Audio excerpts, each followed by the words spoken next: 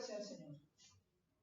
Tome su Biblia y vaya juntamente conmigo a Gálatas capítulo 5. Y vamos a leer desde el versículo 19 en adelante este tema precioso que empezamos hace 8 días.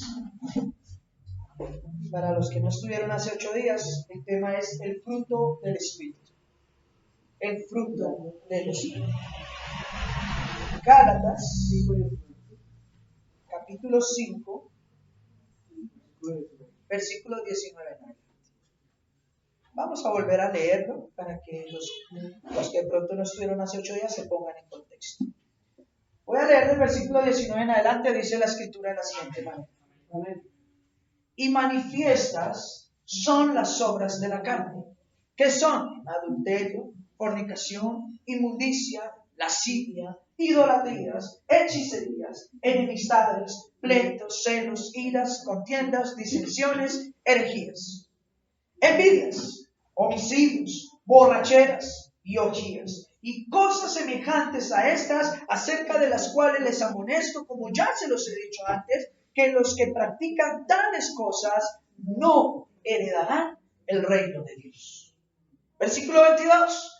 Más el fruto, pero el fruto, según la versión que usted tenga en su escritura, del Espíritu es amor, gozo, paz, paciencia, benignidad, bondad, fe, mansedumbre, templanza. Contra tales cosas no hay ley.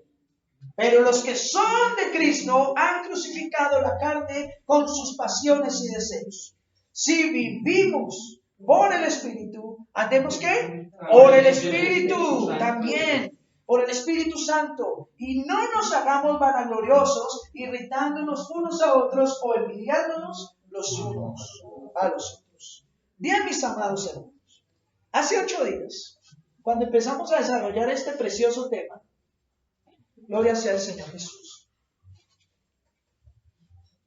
hablamos de ciertas cosas puntuales que hoy quiero resumir brevemente para continuar con los puntos que llevamos. Lo primero que hablamos es que la gran mayoría de personas tienen un concepto errado para juzgar o definir la fe de otros hermanos. Me explico. Muchos hermanos consideran que otros hermanos y hermanas son cristianos por las razones equivocadas. Cuando usted le pregunta a un hermano, ¿usted cree que ese hermano o esa hermana es cristiana, de verdad es hijo o hija de Dios? Muchos suelen decir, sí, claro, yo pienso que sí. ¿Por qué? Porque él ora, porque ayuna, porque no se pierde un culto, porque inclusive donde cobran, porque donde cobran los diezmos, porque diezman. Y resulta que cuando usted y yo vamos a la Biblia, esos parámetros no definen un cristiano. Pastor, ¿cómo así? Pero si los cristianos debemos orar, ayunar, congregarnos, claro. Pero como lo vimos en un tema que ya terminamos un mes atrás, la disciplina eclesiástica, ¿esos son qué? Deberes, responsabilidades del creyente. Es la disciplina espiritual de cada creyente. Es su responsabilidad. Su responsabilidad como hijo de Dios es orar, es ayunar, es congregarse, también es contribuir a la causa, como dicen. Son sus responsabilidades. Pero eso no lo hace a usted cristiano verdadero. Porque los falsos profetas, los falsos maestros, los religiosos, los fanáticos, los de doble ánimo en la iglesia, los que ni son calientes ni fríos sino tibios, ¿cierto? También oran, también ayunan, también leen la Biblia, también cantan bonito, también contribuyen de muchas maneras, también se saben la Biblia de memoria. Entonces, ¿cómo hacemos para definir si una persona realmente es hijo o hija de Dios, un cristiano verdadero? Tenemos que ir, como siempre hemos hablado, a la Escritura.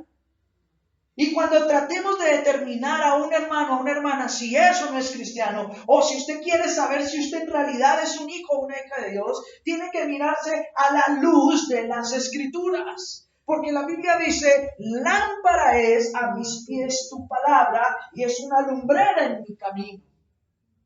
Siempre que queramos revisar o juzgar algo de nuestra vida o la de otros, tenemos que hacerlo a la luz de las Escrituras. Porque si usted dice que es hijo o hija de Dios, entonces usted debe permanecer, como dice San Juan, capítulo 8, versículo 31 y 32, ¿en dónde? En la palabra. Ustedes son verdaderamente mis discípulos, dijo Jesús ahí, si hacen una cosa, solo una, ¿cuál?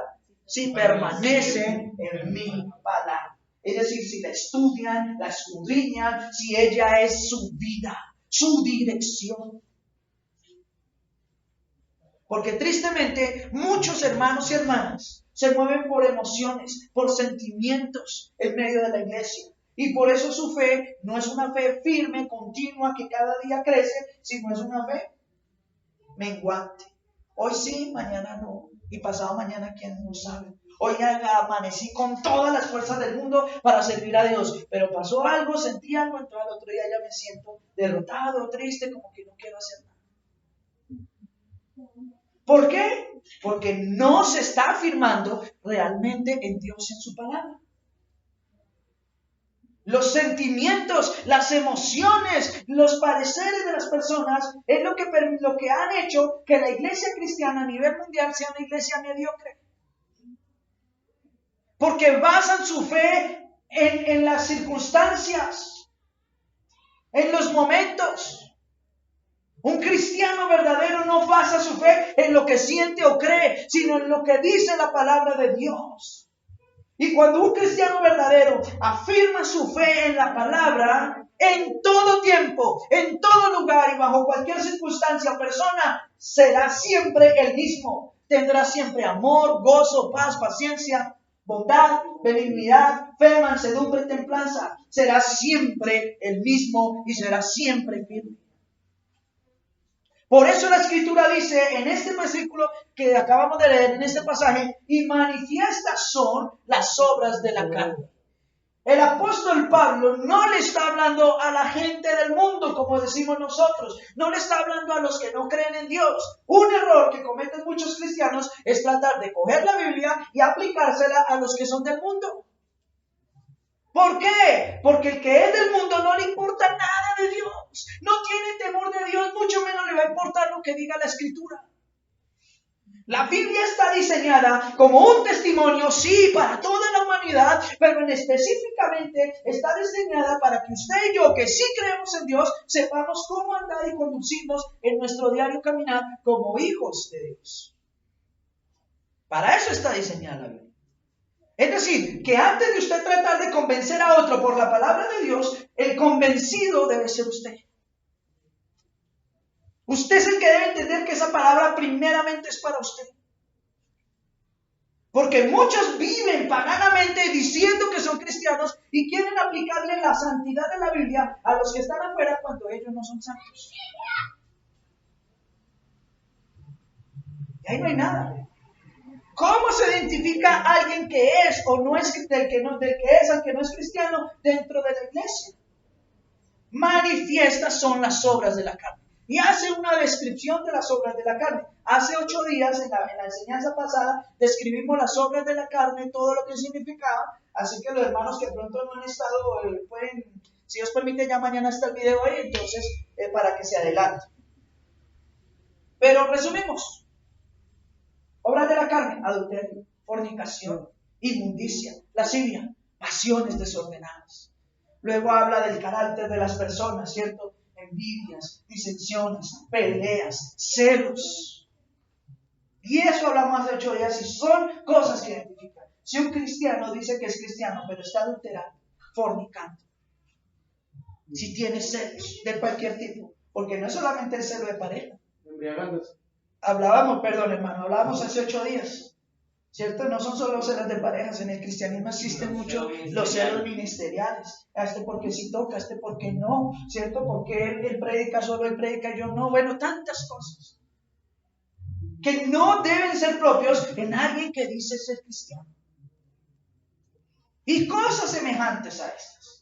Pero luego el versículo 22 dice, pero el fruto, o más el fruto. Es decir, nos hace un listado de lo que es una vida mundana y luego nos dice, Pero el fruto del Espíritu Santo, es decir, la evidencia de que el Espíritu Santo mora en el corazón de una persona es. Y empezó hablando por el amor. Hace 8 días desglosamos lo que es el amor. La palabra amor que aparece propiamente en Efesios capítulo 5, versículo 22, es ágape. Acuérdense que hay 4 clases de amor, o 4 términos que se usan en la Biblia para amor. El amor storge, el amor filial, el amor eros y el amor ágape. La palabra que aparece en Efesios capítulo 5, versículo 22 para definir amor, no es ni siquiera el amor filial, que es el fraternal, sino el amor ágape, el amor de Dios. Uno de los atributos de Dios. Es decir, el primer y mayor atributo de Dios debe ser el primer y la primera y mayor evidencia de que usted y yo somos cristianos. ¿Qué es el amor ágape? El amor ágape es un amor que se decide dar a otro sin que el otro lo merezca. Muchos de nosotros tratamos de amar o procuramos amar a los que queremos, a los que nos cae bien, al que no me cae bien lo aparto, lo echo para un lado, para el otro. Pero como cristianos, nosotros debemos aprender que el amor ágape es un amor bondadoso, un amor misericordioso que va más allá de la razón y el entendimiento, porque no es un sentimiento. Algo que dejamos claro hace 8 días, el amor ágape, el amor de Dios, no se basa en sentimientos. El amor ágape es una decisión. No es sentir amar, es decidir amar aunque el otro no merezca que yo lo ame. Porque dice la Escritura, de la manera que Dios los amó, ¿y qué hizo? Los perdonó. Asimismo, ámense ustedes y perdónense ustedes los unos a los otros. Ahí no habla de un amor de familia. Habla de un amor que usted debe decidir dar, aunque el otro no lo merezca, y por ese amor perdonar, y por ese amor en tener una relación con esa otra persona. Genuina. Por eso en muchas partes de la Escritura dice, vuestro amor sea sin fingimiento.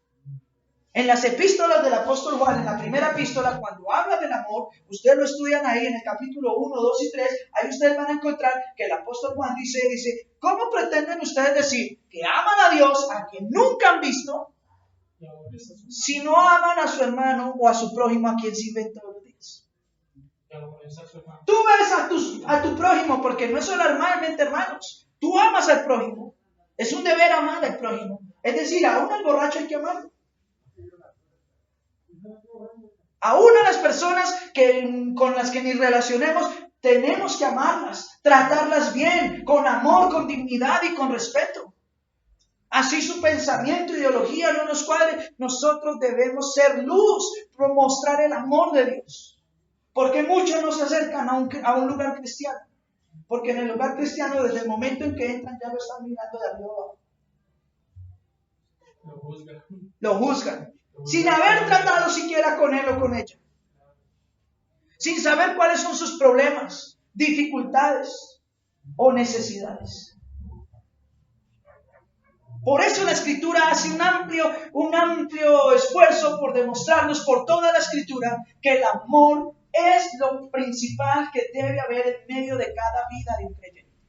Es decir, que el hermano y la hermana puede orar mucho, ayunar mucho, predicar muy lindo, cantar, hacer de todo en la iglesia. Saberse la Biblia al derecho y al revés. Pero si no manifiesta un amor verdadero y genuino por sus semejantes, ahí no está Dios. Ahí no hay nada. Pastor, pero si predica, a Jesús le van a decir, San Mateo capítulo 7, siempre le menciono ese pasaje. A Jesús le van a decir cuando lleguen a su presencia, qué pena, voy para el cielo, y Jesús le va a decir, ¿para dónde? No, pues, Señor, pues, no, aquí no entran. ¿Cómo así, Señor, si en tu nombre predicamos? Si en tu nombre echamos fuera demonios, hicimos milagros. ¿Qué les va a decir el Señor? ¿Apartados de qué? De mí, hacedores de maldades. Es decir, que aunque predicaban, echaban fuera demonios, aunque Dios los usaba para hacer milagros, eran hacedores de maldad. No hacían el bien. No lo hacían por las razones correctas. Pero no se queda solo diciéndole hacedores de maldad. Dice, apartados de mí, hacedores de maldad. Y dice, nunca los conocí. Es decir, ustedes pudieron haber durado metidos 30, 40 años en la iglesia y nunca yo tuve nada que ver con ustedes. Porque no permaneció en su palabra. No nacieron de nuevo. Porque la Biblia aquí es clara. El fruto del Espíritu es amor. Y hay que hacer claridad. No dicen los frutos como si se refiriera a muchos. Habla de un solo fruto que se evidencia y manifiesta en la vida de todo creyente a través de 9 virtudes, características o cualidades. Y la primera de ellas es el amor ágape, el amor de Dios. Decidir amar a otro, decidir perdonar a otro, aunque no lo merezca. De la misma manera en que Dios decidió amarnos y perdonarnos, aunque nosotros no lo mereciéramos. Ese es el amor que usted y yo como cristianos debemos aprender a darle a los demás. Cuando usted ve que una persona es incapaz de dar este amor, entonces, o si usted mismo es incapaz de dar esta clase de amor a otros, entonces es hora de que usted mismo o usted misma empiece a cuestionarse en dónde está su fe. ¿Cuál es la fe que predica? ¿Vinieron a escuchar algo bonito? Les tengo una noticia. La palabra dice que es dura, porque nos habla nuestro corazón, porque revela nuestro pecado, porque revela nuestras debilidades. Y nos dice, pilas con eso, enderécese. La segunda cualidad o la segunda virtud que aparece después del amor es ¿cuál? Gozo. Gozo. ¿Qué es el gozo, mis amados hermanos? Que aunque esté uno en dificultades, está feliz, está tranquilo. ¿Qué es el gozo, hermano Marco? Es muy de manera porque todo el mundo lo trata con alegría. Bueno, la palabra gozo significa la capacidad. Escuchen bien, la capacidad de tener un buen estado de ánimo bajo cualquier circunstancia. La palabra original en griego es jara, con J, jara, o algunos la traducen como chara, con C y H. Jara o chara es la palabra gozo en griego y es la que aparece en Efesios capítulo 5. Y esa palabra significa la capacidad que una persona tiene de mantener un buen estado de ánimo en todo tiempo y bajo cualquier circunstancia. Filipenses capítulo 4, del versículo 1 en adelante, el apóstol Pablo le dice a los filipenses, regocíjense en el Señor siempre, y otra vez les digo, regocijaos. Pero pongamos en contexto lo que Pablo le dice a filipenses. ¿Alguno de ustedes sabe cómo empezó el ministerio de Pablo en Filipos? ¿No se acuerdan? Pablo y Silas entran a la ciudad, predican, empiezan a evangelizar y uno de esos días que salió a predicar, lo empieza a perseguir una divina. ¿Se acuerdan? Y Pablo reprende el espíritu de la divina y ya no puede adivinar y ya no puede generar plata. Y los patrones, los dueños de la divina se molestan porque ella ya no podía adivinar el futuro a nadie, ¿cierto? No es que la adivinara realmente, hay que ser claros, sino que ya no tenía esa capacidad de envolver, de hacer, porque Pablo había apartado ese espíritu de ella. No tiene el poder. ¿Cierto? Ya no tenía ese poder de envolver a la gente. De tramarnos, exacto. Y entonces cogen al apóstol Pablo y a Silas y lo llevan ante las autoridades. Dice la escritura, los golpean, los desnudaron, los azotaron, los llevaron a un concilio y luego los cogieron y se los llevaron a la cárcel y mandaron al carcelero a guardarlos en la cárcel de más adentro, al calabozo, al más profundo. Y siempre que hago mención de este pasaje, digo yo, Adrián Villabón, yo me imagino la situación, yo me la imagino. Y entonces yo me imagino a los presos ahí en las celdas y dice que eran de más adentro, quiere decir que a Pablo y a Silas los pasaron por el medio de toda la cárcel, ¿cierto? Y yo me imagino a los presos. ¡Uy! Venga, Juanito, venga, mire cómo traen, uy, como los volvieron, uy, no, pobre, y desnudos, uy, pobrecito, allá, al más adentro, y dice, y los colgaron del cepo. ¿Ustedes saben qué es el cepo? La escritura dice, los colgaron del cepo. ¿Qué es el cepo? ¿No han visto en las películas antiguas, los medievales, que a las personas las metían así, las amarraban, y muchas veces el cepo era solo en las manos o a veces en los pies, y los colgaban? Pero cuando en la película le muestran que los cuelgan de aquí de los pies, eso no era así. Cuando los colgaban del cepo de los pies, era que les ponían el cepo en las canillas. Entonces la persona no podía flexionar, sino siempre firme y colgados. Ahora, Pablo y Silas, en Filipos, golpeados, desnudos, con hambre, supongo yo, y colgados en el cepo en la cárcel de Mazaret. Si a usted le pasara eso como cristiano, ¿cuál sería su actitud? Muchos dirán, no, gozándome. No seamos mentirosos, hermanos. No deje que su boca le haga pecar. Más de uno estaría diciendo, como dice cuando se le pierden 10,000 pesos por qué. ¿Y por qué yo? Dios me abandonó, se olvidó de mí. Porque un día nos levantamos y no hay nada en la alacena y es que el Señor se olvidó de mí.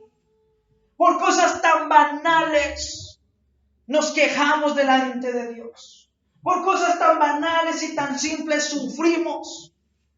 Nos amedrentamos. Ahora que será una situación como la que vivieron Pablo y Silas. Y aún así, la Escritura me presenta a Pablo y Silas en esa situación. A medianoche, dice la Escritura, cantaban y oraban. Y no era el canto de algunos, aleluya, tú eres todo. Pues no, eso era con energía.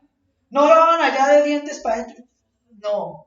En el nombre del Señor oraban con gozo, con alegría. ¿Y por qué sé que era así? Porque la Escritura dice, y los presos los oían. Pablo y Silas no estaban llorando. No estaban derrotados. No estaban diciendo nadie me quiere, todos me odian, mejor me como un gusanito. No estaban en esa actitud. Sino que por el contrario, tenían una actitud de gozo, de alegría, que los impulsaba a orar, a cantar, y los presos lo oían.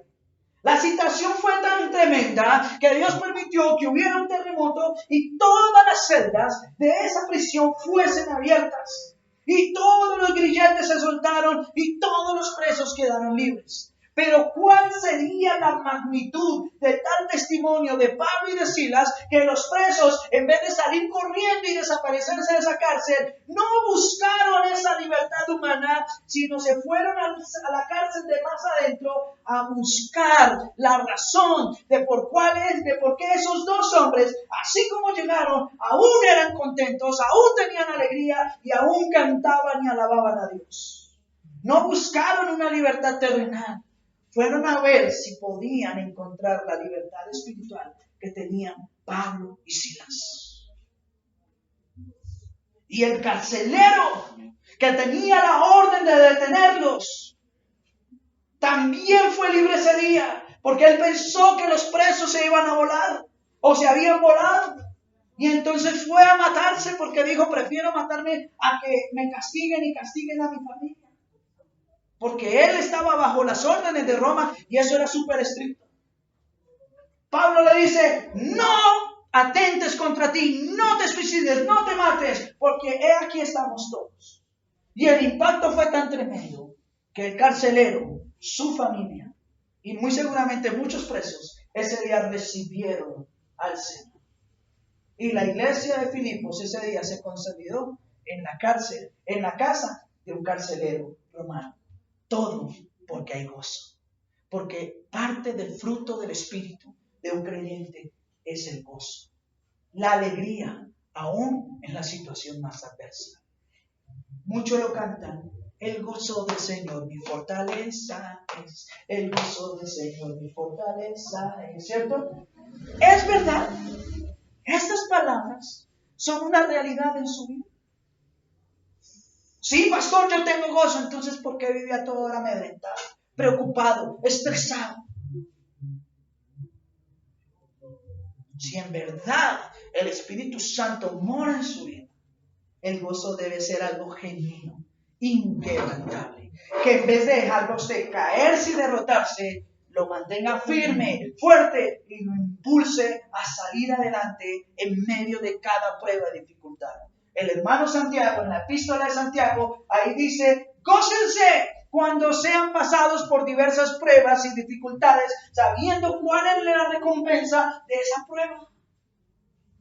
Él no dice amedréntense, sino dice gócese. Y Pablo en Filipenses varias veces, usted lea el libro de Filipenses, varias veces a los filipenses les decía, regocíjense, gócense, mantengan gozo en el Señor. Él tenía toda la autoridad de decirle eso a la iglesia, porque él con su vida era un reflejo de ese gozo.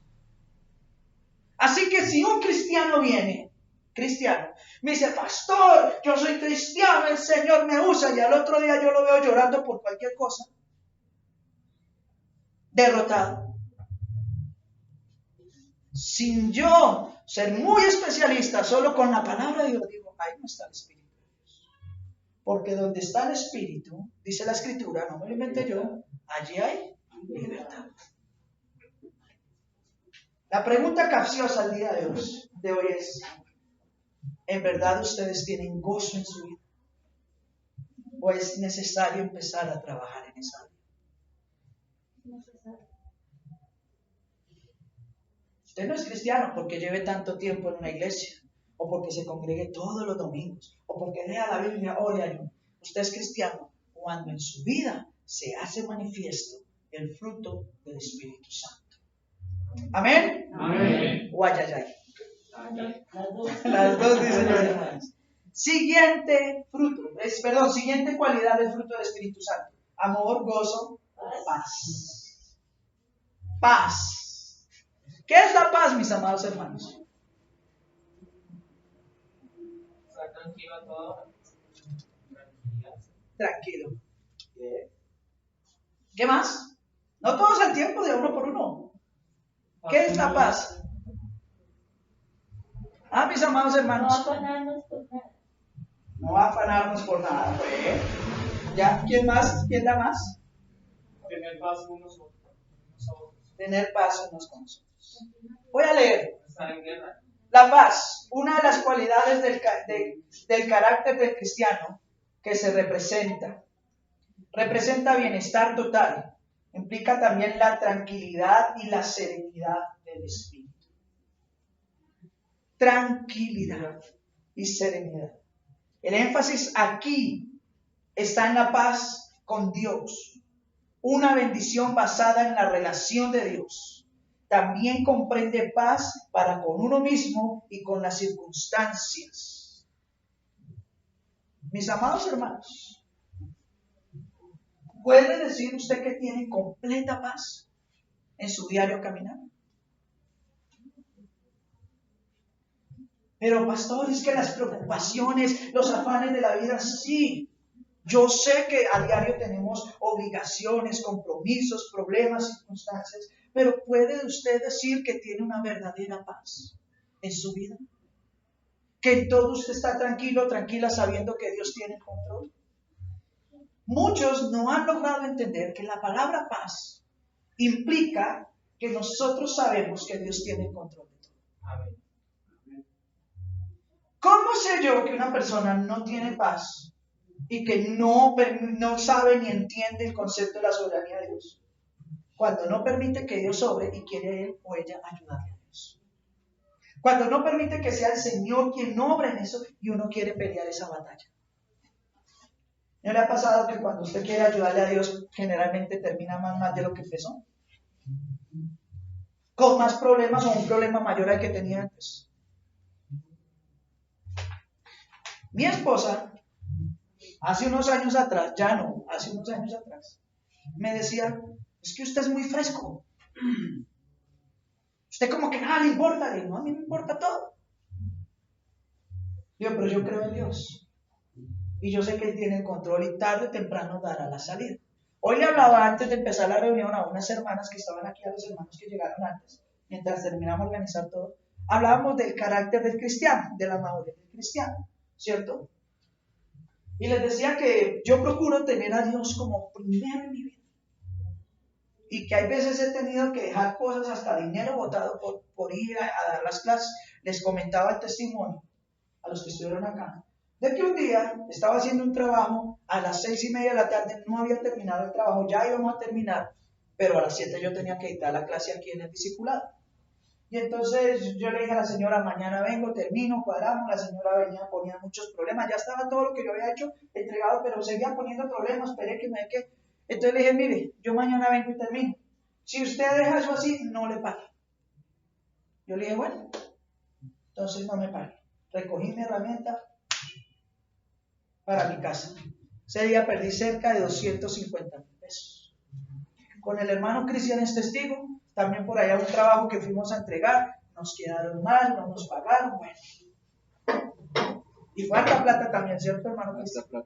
Harta plata que no nos pagaron. Y decidimos tomar las decisiones porque primero es Dios. Primero era la clase, o primero era o ponernos a pelear o dejar que Dios obra. Y le daba el testimonio a los hermanos. Y después de todos esos procesos, y uno necesitando, uno teniendo circunstancias, yo llego a la sorpresa de que voy un día a Granada Meta, y entonces me dice la hermana Diana, hermano, aquí le dejo una hermana de la iglesia, un sobre blanco. Nos puso un sobre blanco, sí. Lo abrimos y había una cantidad de dinero considerable. No, ustedes saben que nosotros no pedimos diezmo, no pedimos ofrenda, ni eso es el sistema. Pero la hermana sintió y lo dejó. Y en ese solo acto, el Señor nos devolvió inclusive más de lo que habíamos perdido. El doble. El doble, por decirlo. Yo la verdad, ese día en la cama, la hermana Diana se me escurrieron las lágrimas. La hermana Diana también, el hermano Pedro ahí miraba. El hermano Pedro se hace fuerte, pero él también. ¿Sí? ¡Wow, pastor! Tremendo. Vea cómo Dios respalde. La obra de Dios. Y por situaciones como esas yo he aprendido a tener paz. Les voy a comentar una pequeña. Hace tiempo atrás, en el 1999, hace un par de años nomás, ¿cierto? Yo había terminado mi instituto bíblico, la escuela de misiones. Eso era en Cali, nos tocaba devolvernos. Al otro día, ese día era la clausura, al otro día no podía quedar nadie en esa casa. Y entonces, pues en esa época, la verdad, yo no tenía ningún tipo de ayuda de nada. Mi papá y mi mamá estaban en una situación muy difícil, ellos no podían enviarme dinero. Yo estudiaba con hermanos, con muchachos y muchachas de familias acomodadas, donde las iglesias respaldaban por ellos, pero yo, la verdad, no les puedo decir que todo fue obra de Dios. Todo el tiempo que estuve allá fue obra de Dios.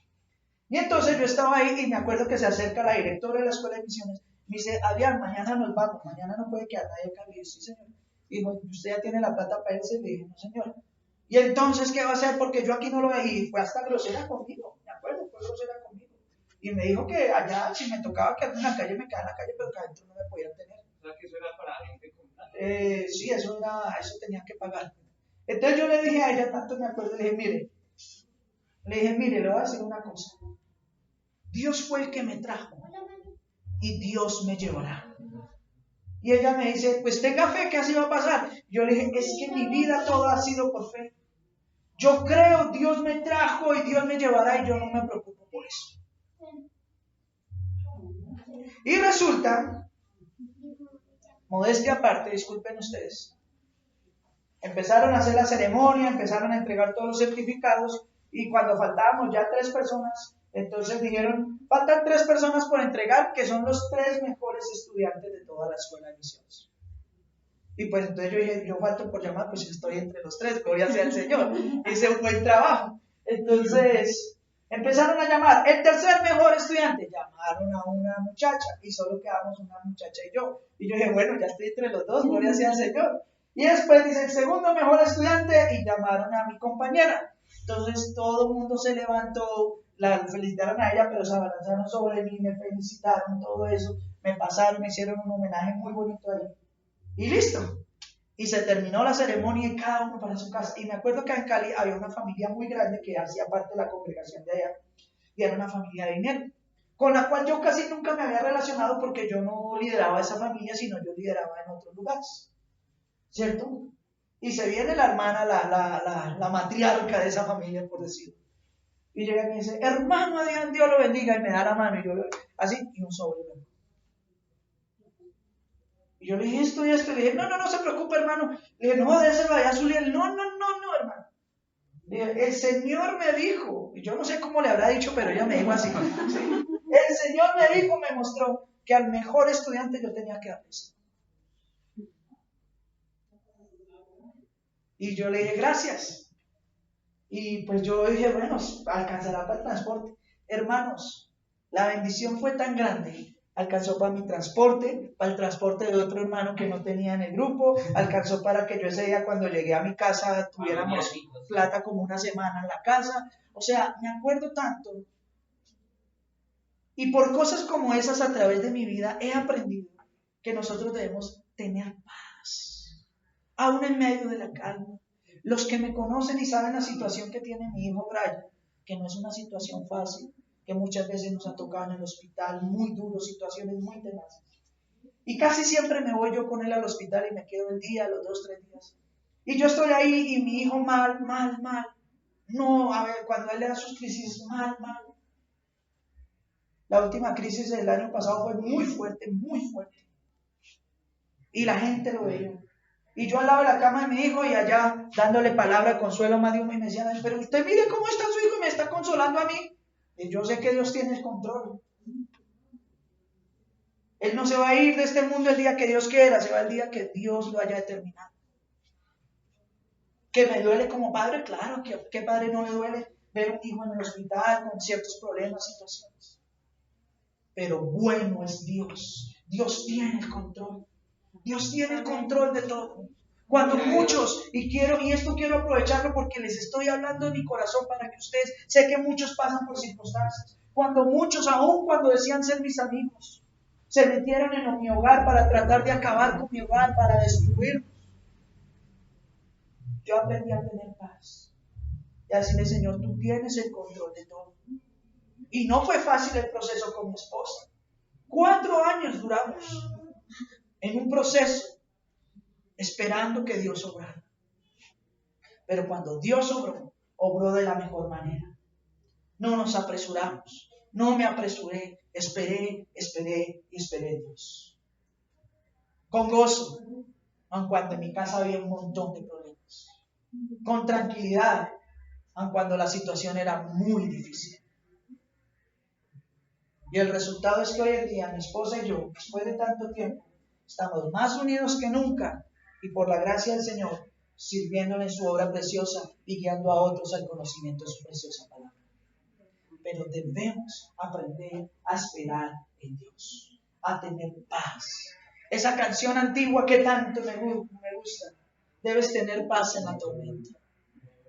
Fe y esperanza cuando no puedas seguir.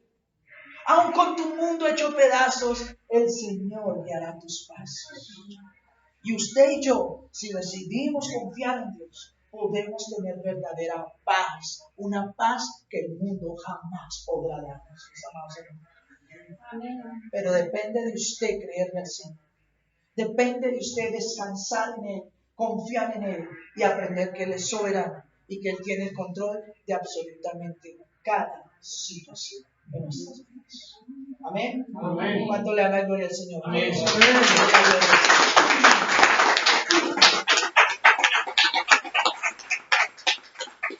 Bueno, se me pasó para los que llevan su escrito la palabra paz. En griego la que aparece ahí es eirene. Eirene. Sí, eirene. Porque muchos le dicen shalom. No, la palabra shalom es paz también. Tiene prácticamente las mismas connotaciones, pero esa palabra es en hebreo. ¿Sí? Y aquí el apóstol Pablo escribió fue en griego. Entonces la palabra que aparece aquí es eirene. Eirene. Sí. Tranquilidad, descanso absoluto, un estado de ánimo totalmente equilibrado.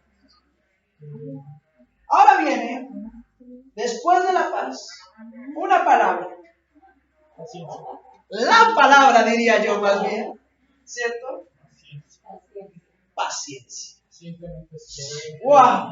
No, pastor, pasemos de largo, dejemos paciencia para después. No. Si usted revisa el orden en el que Pablo acomoda las virtudes del fruto del Espíritu Santo, es un orden correcto. Porque usted no puede manifestar gozo en su vida si no hay amor. Usted no puede tener paz en su vida si no hay amor y gozo. Y usted no puede desarrollar paciencia en su vida si primeramente no hay amor, gozo y paz. Todo tiene un orden correcto en la Escritura. Por eso es que también la Escritura dice que todo en la iglesia debe hacerse con orden y decencia, porque el Señor es perfecto, el Espíritu Santo es perfecto y Él todo lo hace perfecto en medio de la congregación. Paciencia. Como la palabra es un poco complicada, vamos a leerla. Paciencia en griego, el término que usa el apóstol Pablo, es macrotimia, con H intermedia entre la T y la I, macrotimia, con K, macro, como los almacenes, macrotimia, es la palabra que aparece en griego, mis amados hermanos, en este texto de Efesios capítulo 5. Significa longanimidad, apacibilidad, y hay un término que me encanta, indulgencia. La indulgencia. Cuando una persona tiene paciencia en su vida, ojo a esto, no hay un espíritu de rencor. Por el contrario, ahí es un equilibrio de todos los temperamentos y pasiones completamente opuestos al enojo. Cuando hay paciencia, hay constancia, hay firmeza y perseverancia. El que es paciente es tolerante, clemente, indulgente. Significa también resistir y soportar. La paciencia es esa cualidad que el Espíritu Santo nos concede para nosotros aprender a ser equilibrados en todos nuestros, en toda nuestra manera de vivir. Cada emoción, cada sentimiento, cada parte de nuestro carácter o temperamento es equilibrado en nuestra vida cuando hay paciencia. Y la paciencia tiene dos connotaciones. La primera es la paciencia que yo debo tener con relación a mí mismo, frente a los problemas o las circunstancias o el tipo de vida que llevo. Tener paciencia frente a la adversidad, tener paciencia frente a la enfermedad, tener paciencia frente a no sé, por ejemplo, una conmoción social que pronto pueda solicitar una guerra o algo. Tener paciencia frente a las adversidades de mi diario caminar. Pero la otra connotación ya no tiene que ver conmigo, sino con los demás. Cuando debo tener paciencia con los demás. ¿Cómo puede una persona tener paciencia con las demás personas si a sí misma no tiene paciencia con sus problemas? Si vive desesperado, pegado al techo, como decimos nosotros, con los pelos parados de la rabia, del enojo. No me hable, no me diga que hoy no amanecí de buenas pulgas. La paciencia tiene que ver mucho con la paz. Porque si usted no tiene paz en su vida, calma, tranquilidad, confianza en Dios, entonces usted se va a desesperar frente a las situaciones adversas. Acuérdense de esto. Job, el libro más antiguo de la Biblia. Aproximadamente 4.500 años de antigüedad tiene el libro de Job. Un libro más antiguo que el mismo Génesis. Una historia mucho más antigua que, no sé, Noé o algunos de ellos. No se ha podido estabilizar bien el tiempo de Job. Pero es una de las historias más antiguas de la Escritura. Job era un hombre temeroso de Dios. Y tenía una vida muy buena. Mejor que la de todos nosotros juntos. ¿Cierto? Pero Dios permite que Satanás lo toque, lo pruebe, lo inquiete, le toque su familia, le toque su casa, sus finanzas, aún su mismo cuerpo. Perdió a sus hijos, perdió sus tierras, sus propiedades, quedó con una lepra en su cuerpo, abandonado en la mitad de la nada, tirado entre cenizas. Dicen que con un palo, una cuestión con la que se rascaba. Y su esposa, en la que lo había visto en su gloria, en su poder, que ella cómo él buscaba a Dios y todo, cuando lo ve en esa situación, le dice: maldice a tu Dios y muérete. Y Job le dice: mujer, ¿por qué dices eso? Dios es quien da y Dios es quien quita, porque Dios es el dueño de todo. Amén. Y Job tuvo paciencia de no contestarle a su mujer de una manera grosera, sino con sabiduría. Aun cuando ella, en vez de apoyarlo y alentarlo, ya lo estaba desahuciando, declarándolo muerto, menospreciándolo. Cuando sus amigos vienen y se sientan alrededor de él y tratan supuestamente de darle consejo, todos los consejos de sus amigos es: a usted le pasó esto porque usted era así, así, así, así. Tanto fue el acusamiento de sus amigos hacia Job que Dios decidió cortar la vida de ellos. Y Job, después de que sus amigos hablaron mal de él y lo vituperaron y lo señalaron de que lo que le pasaba era por culpa suya, Job, aún así, cuando Dios dice: les voy a eliminar, Job dice: no, Señor. Y oró por sus amigos, por los que habían hablado mal de él, por los que lo habían prejuzgado sin conocer las circunstancias. Les voy a pedir un enorme favor: procuren no hablar mal de nadie. Y mucho menos de los que usted ha llamado amigos o hermanos. Porque el Señor es celoso. Y dice la Escritura: el Señor no tomará por inocente al culpable. Y si usted es de los que recibe este tipo de señalamientos, procure siempre devolver no mal por mal, sino bien por mal, amor por odio. Porque nosotros hemos sido llamados a ser luz en medio de las tinieblas. Y aunque el mundo no nos entienda, aunque el mundo crea que estas palabras son locas, en verdad nosotros podemos ser luz, aún en medio de nuestras imperfecciones. Pero hay que tener paciencia. Hay que tener ese equilibrio en nuestro carácter, en nuestro temperamento. Hay que entender que como personas, al igual que todos los demás, estamos expuestos a sufrir cualquier clase de situación dura, difícil. La Escritura dice que el sol todos los días sale tanto para los justos como para los injustos. La Escritura dice que las cosas buenas y malas le pasan todos los días tanto a los buenos como a los malos. Eso dice la Escritura en Eclesiastés y en Proverbios. Y aún en el mismo libro de los Salmos: no te impacientes a causa del que hace maldad. Confía en Jehová, haz el bien, deleítate en el Señor y Él concederá las peticiones de tu corazón. Pero muchos no han aprendido a descansar en Dios, a ser pacientes y esperar en Dios, porque quieren que todo les salga así ya, porque vivimos en un mundo donde las cosas tienen que ser rápidas. Pero cuando entramos en la dimensión, en la óptica de Dios, Dios no nos dice que vayamos sin freno, corriendo a toda velocidad.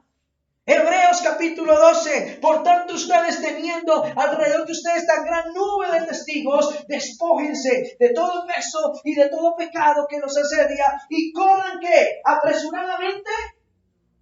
Corran con paciencia la carrera que tienen por delante, puestos los ojos ¿en quién? En Jesús, el autor y consumador de la fe. Paciencia. Por donde usted quiera que lea la Biblia, por donde usted encuentre los pasajes bíblicos de los Jesús y los apóstoles, usted se va a encontrar que la paciencia es una clave fundamental de toda la vida cristiana. Por todo lado lo dice: paciencia, paciencia, paciencia. Sea paciente en medio de las pruebas, pero también tenga paciencia con los demás. No diga: ay sí, Señor, ayúdame a aguantarlo. No. Aguantar es muy diferente a ser paciente. Tolerar es muy diferente a ser paciente. La paciencia le permitirá a usted comprender por qué otra persona es como es. Y al entender eso, poder encontrar los medios para ayudarle, para hacer un soporte. Cuando nosotros somos pacientes, aprendemos a ser el soporte sobre el cual otros puedan avanzar. Es que yo me lo estoy aguantando. Si usted se lo está aguantando, ni usted ni él van a avanzar. Si usted aprende a ser paciente, usted se vuelve un soporte. ¿Qué es un soporte? Es algo sobre lo cual se puede poner algo y no se va a caer. Como estas columnas, estas vigas, todo esto. Estos son los soportes de esta casa. Nosotros hemos sido llamados, dice la Escritura en Romanos, los que somos más fuertes en la fe, ¿cierto?, a ser el soporte de los débiles. ¿Cómo puede mi hermano y mi hermana levantarse si no encuentra un punto de apoyo? Alguien en quien apoyarse y poderse levantar y avanzar. La carrera cristiana no se trata de quién llegue primero. No se trata de pasarle por encima a los demás. Se trata de que todos juntos, como cuerpo en Cristo, que lo hablamos en la disciplina eclesiástica, todos nos ayudemos, todos nos colaboremos, todos nos animemos y nos fortalezcamos y ayudemos al que está caído a levantarse y a seguir adelante. Pero para eso se requiere paciencia, se requiere amor, se requiere misericordia, porque sin amor no hay paciencia, porque sin gozo no hay paciencia. ¿Cómo puede tener usted paciencia con otra persona si no hay gozo en su vida? El gozo del Señor, nuestra fortaleza es. Pregunta, ¿es usted paciente? ¿En verdad usted puede esperar en Dios? ¿O usted quiere hacer las cosas apresuradamente? Porque ya usted las quiere así. ¿Es paciente usted con los demás? Ay, como dijo la hermana Yaira un día, pastor, pero es que no se ayudan. Pues ayúdeles. Dios dame paciencia porque si no es fuerza lo mato. Exacto, muchos dicen así.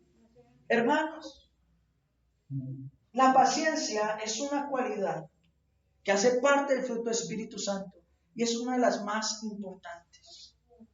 Porque no solamente nos ayuda a nosotros a enfrentar nuestros problemas y situaciones y salir victoriosos, sino es el medio a través del cual Dios nos permite afrontar las diferentes adversidades con otras personas y salir adelante y ayudarles y ayudarnos. Hermanos, paciencia, paciencia, paciencia. ¿Amén? Amén. Gloria sea al Señor. Les voy a invitar que se coloquen sobre sus pies. La próxima reunión vamos a continuar con las que faltan.